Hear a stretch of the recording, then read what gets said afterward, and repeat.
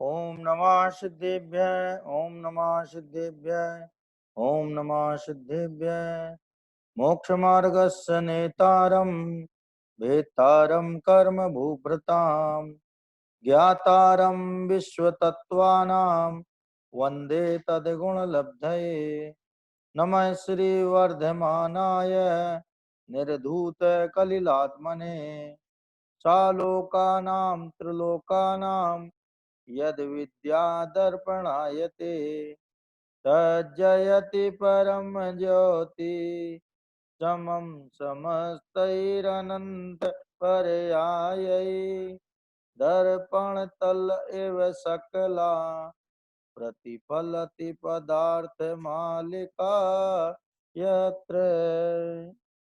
तत्वार सूत्र है, अपर नाम मोक्ष शास्त्र।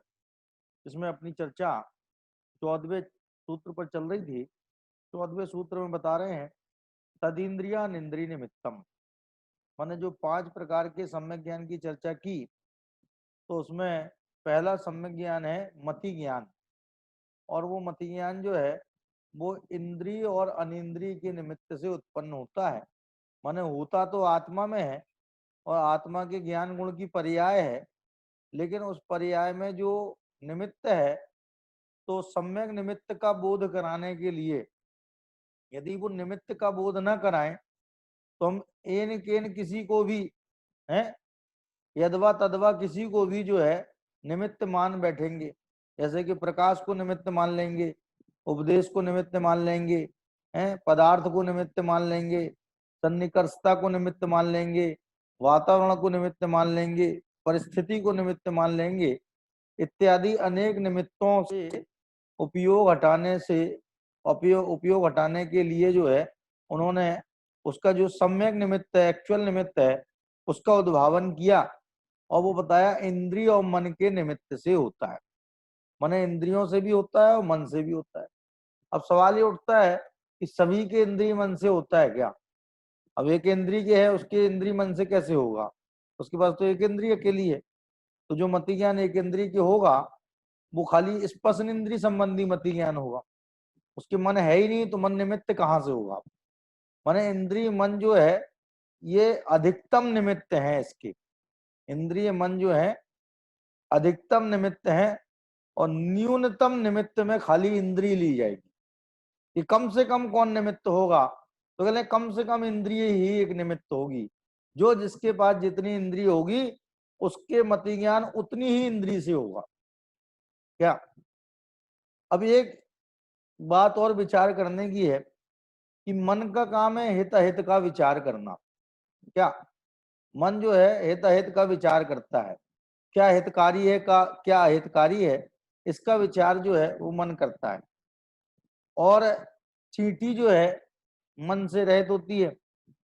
तो चींटी जैसे पानी होता है, पानी तो पानी से यदि चींटी टकरा जाए, चलते चलते पानी से टकरा जाए, तो वो अपनी दिशा बदल देती है। क्या? अथवा कोई उंगली से उसको रोकने की कोशिश करे चींटी को, तो वो बार बार अपनी दिशा बदल लेती है।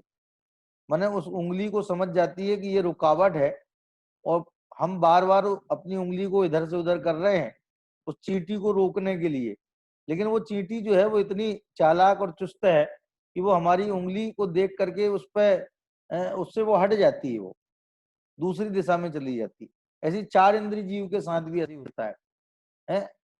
तो ये सवाल इस बात का है कि जब उसके पास में हिताहित के विवेक ही नहीं है, हित और अहित का विचार करने की सामर्थ्य ही नहीं है, तो वो कैसे ये पता कर लेती है कि भाई ये पानी है और यहां से मुझे हट जाना चाहिए? तो ये भी तो हित अहित हो गया ना। पानी में जाना अहित है और पानी से हट जाना हित है। तो ऐसी शंका का उत्तर जो है पंडित फूलचंद जी साहब ने जो है उसका उत्तर दिया कि उसको मन की जरूरत नहीं है इस काम के लिए। ये काम जो है उसकी इंद्रिय की योग्यता में ही पड़ा हुआ है। तत्संबंधी इंद्रियों की योग्यता में ही ये बात पड़ी है कि वो पानी आदि से बच करके निकल जाती है। माने इसमें मन की जरूरत नहीं है। तो कहले मन की जरूरत है किसके लिए? कहले आत्महित के लिए मन की जरूरत है। क्या की जरूरत है? लौकिक हित और अहित तो इंद्रियां ही साध लेती हैं। जैसे स्पर्शन इंद्री कर रही भैया एसी चलाओ, बहुत गर्म हो रही है, उमस हो रही है, एसी चलाओ, तो स्पर्शन इंद्री की डिमांड के अनुरूप जो है एसी चालू कर दिया गया क्या। तो ये लौकिक हित की साधना तो तत्संबंधी इंद्रिय ही साध लेती है। मन की जरूरत तो आत्महित के लिए है। यदि जिसे आत्महित करना है उसको मन चाहिए, उसे मन की दरकार है। क्योंकि हित और अहित, जब आचार्यों कहते हैं कि हिताहित प्राप्ति परिहार समर्थम ही प्रमाणम ततो ज्ञान में तत्, ये परीक्षा मुख सूत्र का प्रथम अध्याय का दूसरा सूत्र है।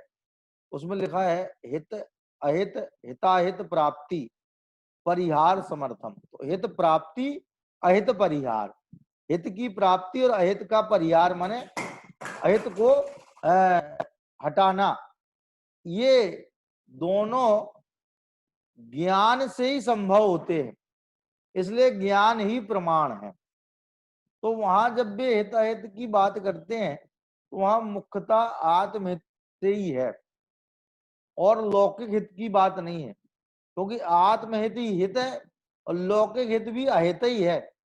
भाई जैसे 5 इंद्रिय मन के विषय भोग इकट्ठे कर लेना, तो ये आत्महित है कि शरीर हित है, किसका हित है? ये लौकिक सामग्रियों का। भाई आत्मा को तो इन सामग्रियों की जरूरत है नहीं, सिद्ध परमात्मा तो इन सामग्रियों के बिना भी अनंत सुखी हैं। तो इन सामग्रियों को की जरूरत किसे है? इन 5 इंद्रियमय शरीर को, 5 इंद्रिय मनमय जो शरीर है उसे इन बाह्य पदार्थों की दरकार है। तो लौकिक अहित और हित जो है उसकी मुख्यता नहीं है, मुख्यता है आत्महित की और आत्महित की। तो जो मन है वो आत्महित और आत्महित दोनों करने में समर्थ है। क्या मन जो है, माने मन कैसे आत्महित अहित कर सकता है कि नरक ले जाएगा? कहाँ ले जाएगा? ये नरक ले जाएगा।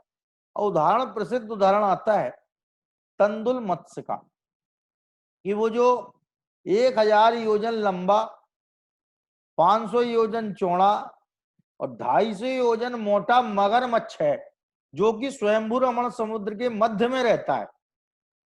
उस मगरमच्छ की आंख में या कान में, शायद कान में आंख में जो भी हो, एक तंदुल के आकार का, कान में है, अजय जी कह रहे कान में, चलिए कान में मानते हैं, तो कान में जो है तंदुल के आकार का, माने चावल, तंदुल और उदन में फर्क ये है कि पके हुए चावल को उदन कहते हैं और कच्चे चावल को तंदुल कहते हैं। तो कह रहे वो जो तंदुल के आकार का छोटा सा मच्छ है, माने वो उसी जाति का है जिस जाति, माने मछली है, छोटी सी मछली है वो, जो कान में रहती है और कान के मल को, कान के मैल को खा करके जीवित रहती है। तो वो वज्र वृषभ नाराज संगनन की होती है। कौन? एक तो उसके संगनन वज्र वृषभ नाराज संगनन होता है, दूसरा वो संगी पंचेंद्री होती है। कौन? तो वो जो मगरमच्छ अपना मुंह खोलता है तो इतना बड़ा मगरमच्छ होगा, 12.5 करोड़ घन योजन। कितना बैठा ये? 12.5 करोड़ घन योजन। क्या कहते हैं? 1000 योजन लंबा। क्या यदि व्यवहार योजन भी लोगे तो 4 कोस का होता है। व्यवहार योजन भी 4 कोस का होता है। क्या 4 कोस माने 12 किलोमीटर हो गया, समझ बात? एक कोस में 2 मील हो गए तो 8 मील का हो गया 4 कोस, और 1 मील में लगभग 1.5 किलोमीटर होते हैं। तो 12 किलोमीटर का एक योजन हो गया और 1000 योजन का है वो, माने 12,000 किलोमीटर तो लंबाई है भाई साहब उसकी। उस महामत्स्य की लंबाई 12,000 किलोमीटर है, 6,000 किलोमीटर उसकी चौड़ाई है। क्या? और 3,000 किलोमीटर उसकी मोटाई है। 250 योजन हो गया ना? क्यों? तो इतना बड़ा मगरमच्छ है, 12,000 किलोमीटर, और रहता कहाँ है? स्वयंभू रमण समुद्र में। और स्वयंभू रमण समुद्र जो है वो असंख्यात योजन का है। कितना योजन का है वो? भाई साहब आप ये मल्टीप्लाई करते चले जाइए। जम्बूद्वीप 1 लाख योजन का है। जम्बूद्वीप के चारों ओर घेरे हुए कौन सा है वो, लवण समुद्र, वो 2 लाख योजन व्यास वाला है। क्या विस्कम्भ, क्यों विस्तार उसका। फिर वो उसके बाद में कौन है, धातकी खंड, वो 4 लाख योजन का है। धातकी खंड के बाद में कालोदधी समुद्र है, वो 8 लाख योजन का है। फिर वो जो पुष्कर वरद्वीप है वो 16 लाख योजन का, लेकिन बीच में 1721 योजन का मानसोत्तर पर्वत पड़ा है, तो वो आधा आधा हो जाता है, इसलिए वो आधा लो तो भी 8 लाख योजन। और ऐसे बढ़ते बढ़ते चले जाओ तो आप जब लास्ट में पहुंचोगे स्वयंभू रमण समुद्र में, क्योंकि मध्य लोक का प्रारंभ द्वीप से है और समापन इसका समुद्र में है, तो स्वयंभू रमण द्वीप, स्वयंभू रमण समुद्र जो है सबसे लास्ट में है, वो असंख्यात योजन का है। उसमें 12,000 किलोमीटर का जो मगरमच्छ है, उसके कान में जो तंदुल मत्स्य रहता है छोटा सा, वो तंदुल मत्स्य ये सोचता है कि ये कैसा मूर्ख मगरमच्छ है, ये इतना बड़ा मुंह खोलता है अपना, और इसमें जाने कितनी मछलियां इसके मुंह में चली जाती हैं, और ये मूर्ख राज जो है मुंह बंद ही नहीं करता है अपना, तो वो मछलियां वापस निकल जाती हैं।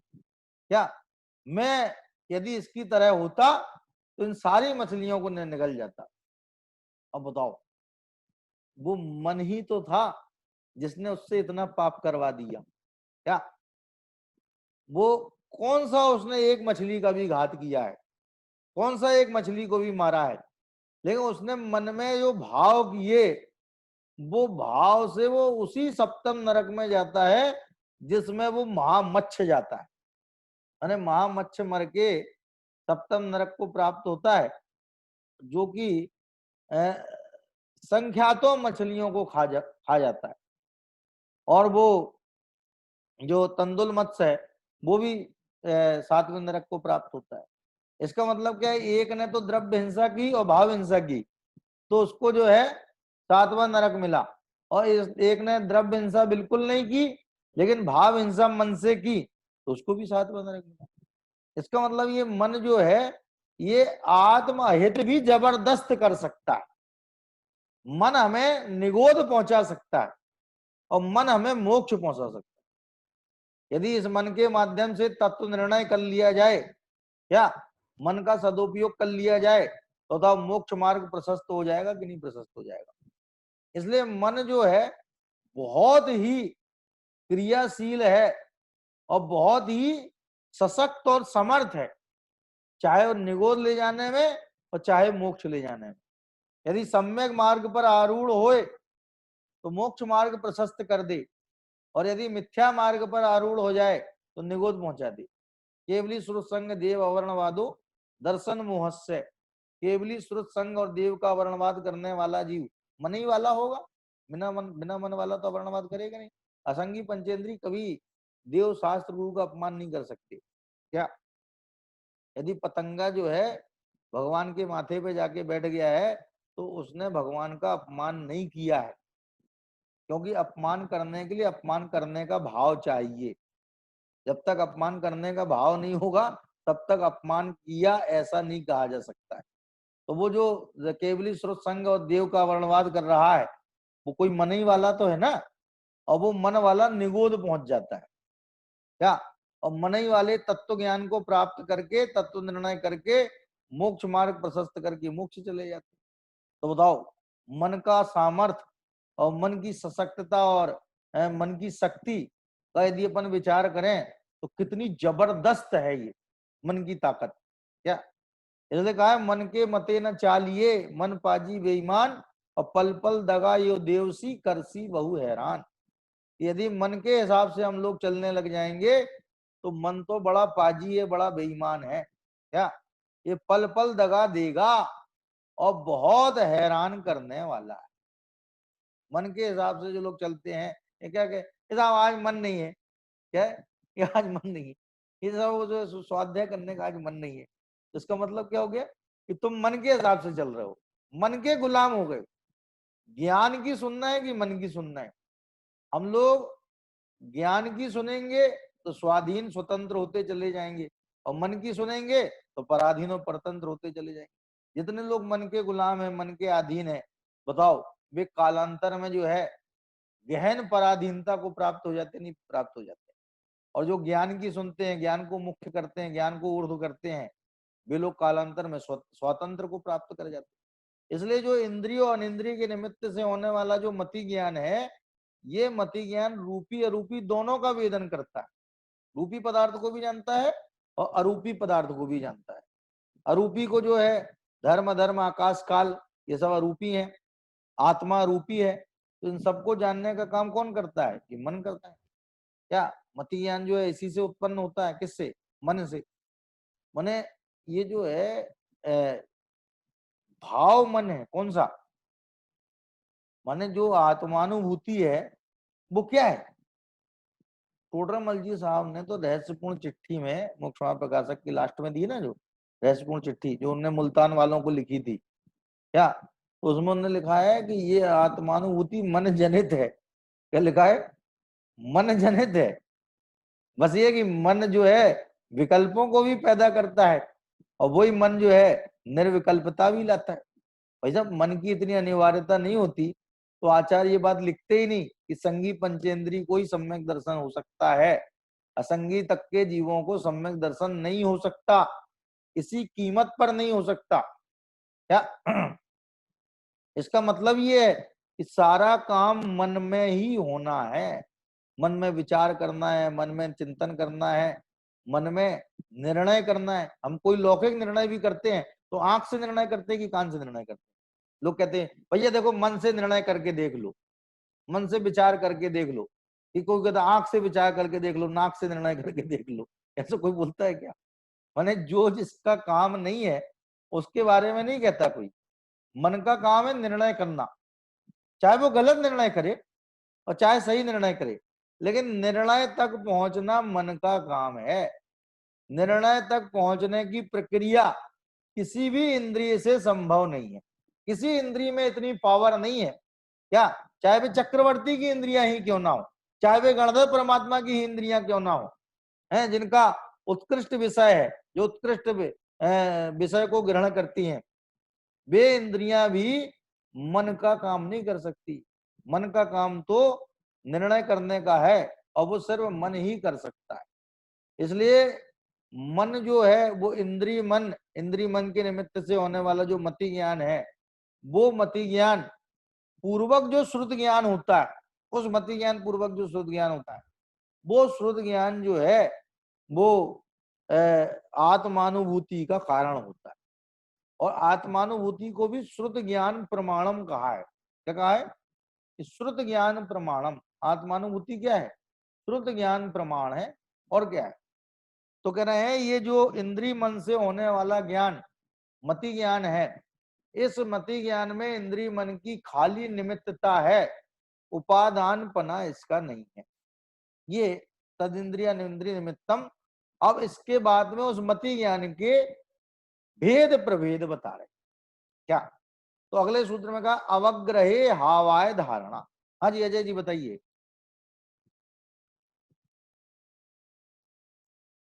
अजय जी को, अजय जी। पंडित जी जय जिनेन्द्र। जय जिनेन्द्र जी बताइए। अभी आपने उपादान की बात करना, फिर से रिपीट करना, उपादान की बात हाँ की ना आपने भी। भाई, मैंने ये कहा कि मति ज्ञान का उपादान कारण क्या? त्रिकाली ज्ञान गुण है, आत्म स्वभाव है और तत्समय की परिणमन की योग्यता है, ज्ञान रूप परिणमन की योग्यता है। यदि क्षणिक उपादान की तरफ से बात करें तो तत्समय की ज्ञान रूप परिणमन की जो योग्यता है वो उसका क्षणिक उपादान है मति ज्ञान का। और यदि त्रिकाली उपादान की बात करें तो अभेद अखंड आत्मा, या ये उसका त्रिकाली उपादान है, अथवा ज्ञान गुण उसका त्रिकाली उपादान है। और इंद्रियों मन की क्या भूमिका है? कि इंद्रिया मन उसमें निमित्त हैं, इससे ज्यादा उनकी कोई वैल्यू नहीं है। तो निमित्त कह करके एक प्रकार से इंद्रिय मन का यथा योग्य स्थान दर्शाया है कि जब भी हमें मति ज्ञान होता है तो उसमें इंद्रियां या मन, इंद्रियां वाले हों तो उनको इंद्रियों से भी होता है और मन वाले हों तो मन से भी होता है। जैसे हम लोगों को जो मति ज्ञान होता है वो कभी तो इंद्रियों से होता है, कभी मन से होता है, कभी तो हमारी कोई इंद्रिय, लेकिन होता एक बार में एक ही इंद्रिय से है। दो इंद्रियों का प्रयोग माने उपयोग के द्वारा, ज्ञानोपयोग के द्वारा एक समय में दो इंद्रियों से नहीं जाना जा सकता। क्या जैसे मान लो एक बच्चे से पूछा कि भाई साहब एक बात बताओ, एक आंख से 1 किलोमीटर दिखाई देता है, तो बताओ दो आंख से कितने किलोमीटर दिखाई देगा? बच्चा सीधा सरल था, वो कहने लगा गुरुजी 2 किलोमीटर दिखाई देगा, उसमें कौन सी बात है, एक आंख से 1 किलोमीटर तो दो आंख से 2 किलोमीटर दिखाई देगा। क्या तो ऐसा क्या दो इंद्रियों से हम एक साथ देख सकते हैं क्या? भाई कान से सुन भी लें, नाक से सूंघ भी लें, कान है आंख से देख भी लें, स्पर्शन से छू भी लें, रसना से चख भी लें। क्या माने एक समय में एक बार में उपयोग एक ही इंद्रिय से पूरा का पूरा प्रवर्तेगा, अधूरा नहीं प्रवर्तेगा, 50-50 नहीं होगा। माने उपयोग के 6 टुकड़े नहीं होंगे कि वो 6 टुकड़े होकर के एक टुकड़ा तुम स्पर्श इंद्रिय से जान रहा है, एक टुकड़ा रसना इंद्रिय से, एक टुकड़ा ग्रहण इंद्रिय से, ऐसे 6 इंद्रियों से 5 इंद्रिय एक मन से हमारा उपयोग प्रवर्त रहा है एक साथ। ऐसा नहीं होगा।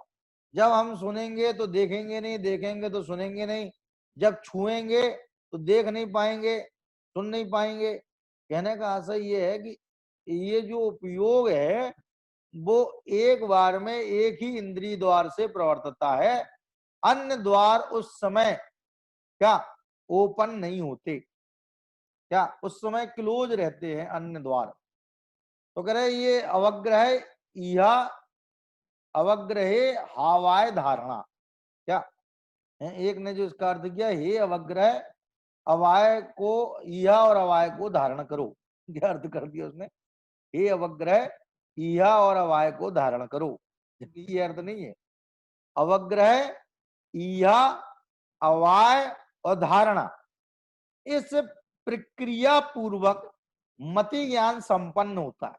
यदि अपन इसको इस रूप में कहें कि ये मति ज्ञान की पूरी प्रक्रिया बतलाई है तो कोई अतियुक्ति नहीं कहलाएगी। क्यों कि मति ज्ञान जो होता है तो सबसे पहले अवग्रह होता है, फिर ईहा होता है, फिर अवाय होता है, लास्ट में जाके धारणा होती है। तो अवग्रह माने क्या कि जैसे किसी व्यक्ति ने दूर से कोई चीज देखी तो उसे वो पुरुष जैसा प्रतीत हुआ, माने सांझ के धुंधलके में वो जा रहा था पैदल पैदल, तो उसे रास्ते में जो है कोई पुरुष जैसा दिखाई दिया, तो उसको ये ज्ञान हुआ कि जैसे कोई पुरुष वहां खड़ा है, क्या हाथ फैला के जैसे कोई पुरुष वहां खड़ा है, तो ये उसका हुआ अवग्रह।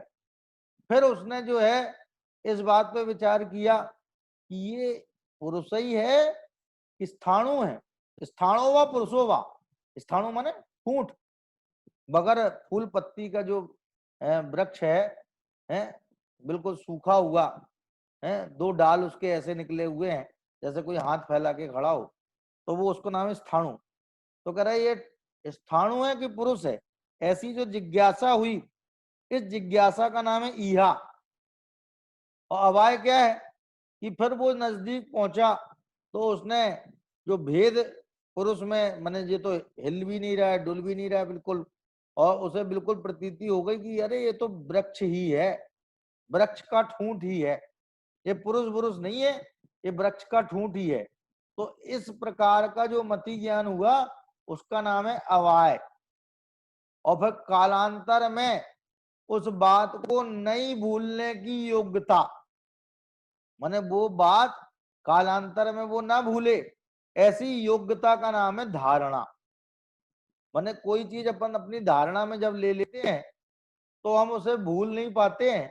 क्या जैसे अपना अपमान हुआ हो तो अपन धारणा में ले लेते हैं, सम्मान हुआ हो तो धारणा में ले लेते हैं, तो धारणा में अपमान और सम्मान ले लेते तो वो बात भूलते नहीं है, वो हमेशा याद रहती है, क्योंकि वो हमारी धारणा में सेव है, सुरक्षित हो गई ये धारणा में।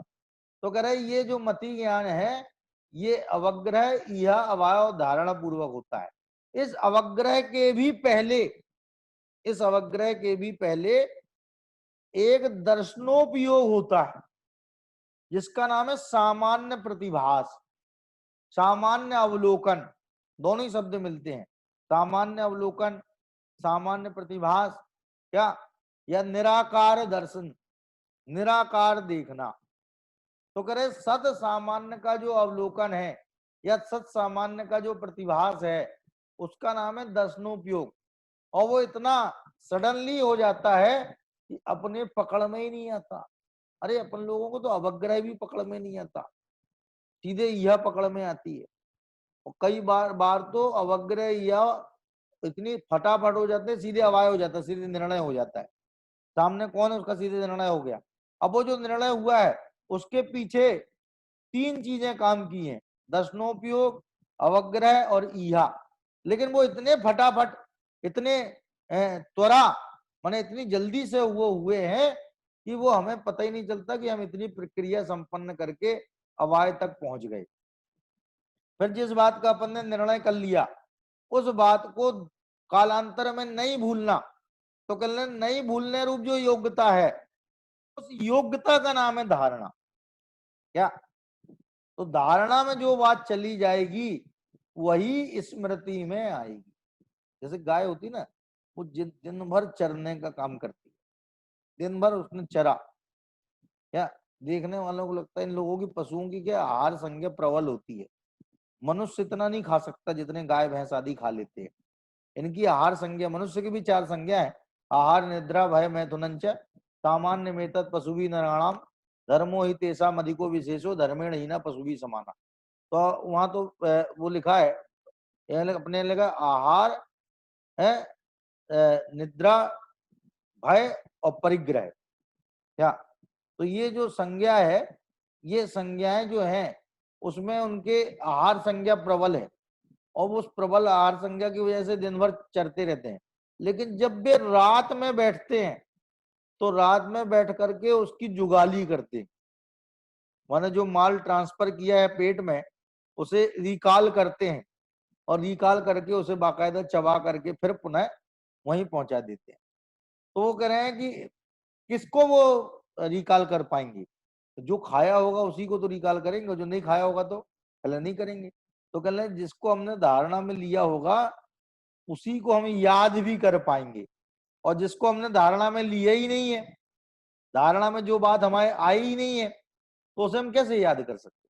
क्या, इसलिए धारणा ज्ञान की वैल्यू है।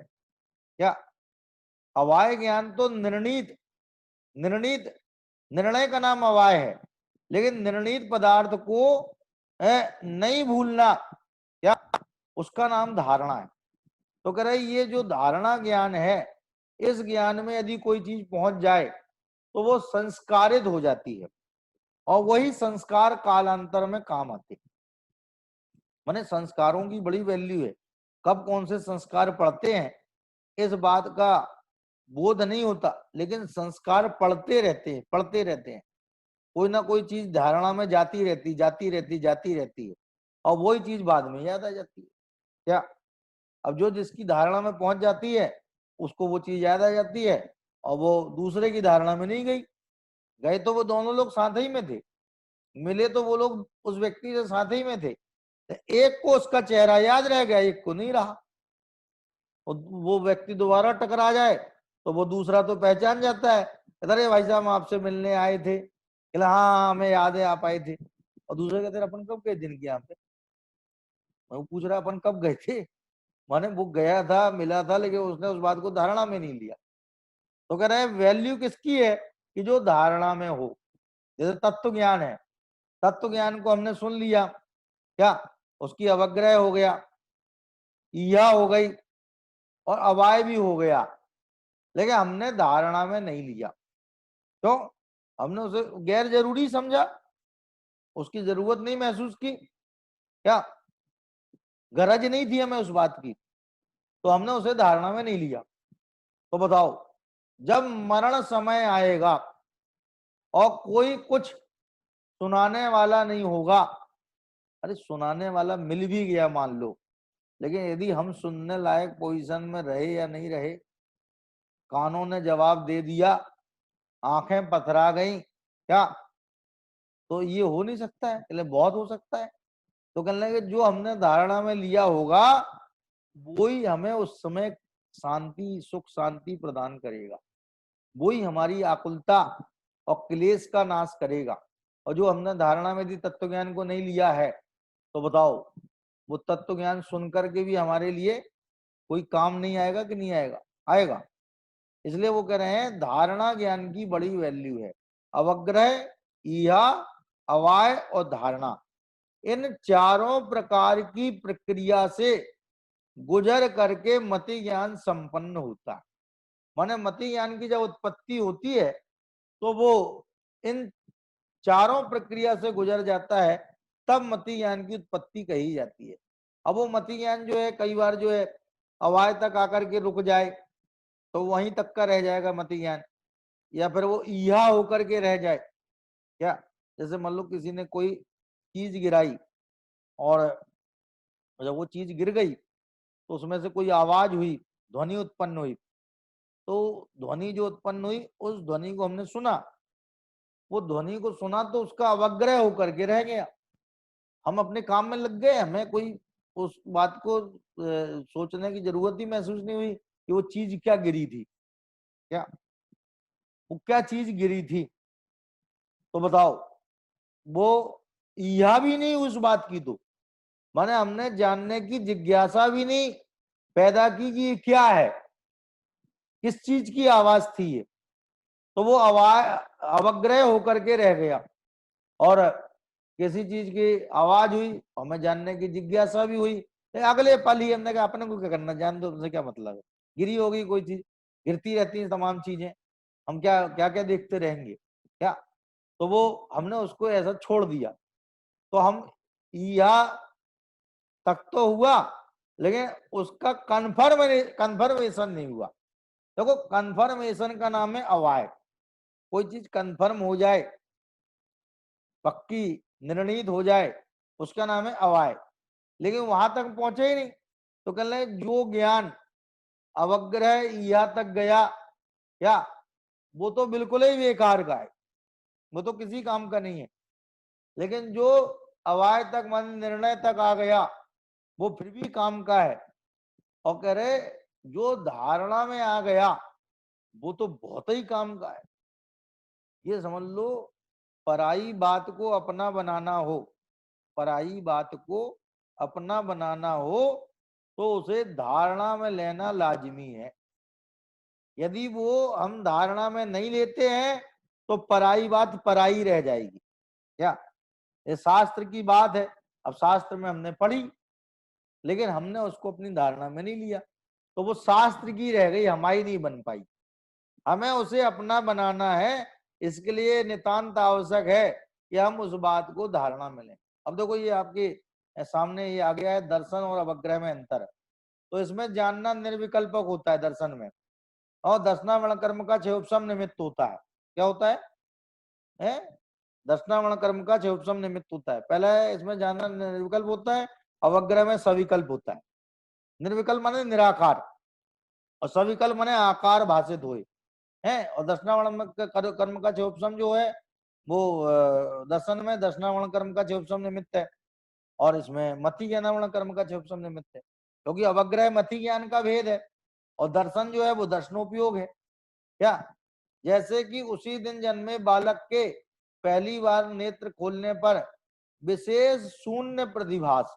भाई इन्होंने उदाहरण ऐसा दिया कि कोई बालक जन्मा और जन्मा जो उसने पहली बार आंखें खोली, माँ के पेट से बाहर आया और पहली बार उसने आंखें खोली, तो जो पहली बार उसे शून्य प्रतिभास हुआ। क्या, यद्यपि दर्शनोपयोग का उदाहरण जो कुछ भी दिया जाएगा वो ज्ञानोपयोग हो जाएगा। क्यों हो जाएगा? क्योंकि उदाहरण हमारी समझ में आ गया ना, मैंने ज्ञान का विषय बन गया ना, तो ज्ञानोपयोग हो गया, पर दर्शनोपयोग कहाँ रहा। इसलिए फिर भी समझाने के लिए कुछ ना कुछ तो बताना ही। तो वो कह रहे हैं बालक के पहली बार नेत्र खोलने पर विशेष शून्य रूप प्रतिभास, जिसमें कोई आकार नजर नहीं आया, क्या, उसका नाम दर्शनन। और जैसे यह रूप है, यह पुरुष है, आदि रूप में जानना यह अवग्रह है। तो इसमें तो एक अलग रूप या पुरुष का आकार दिखाई दे रहा है, तो ये अवग्रह जो है मति ज्ञान है और दर्शन जो है वो दर्शनोपयोग है।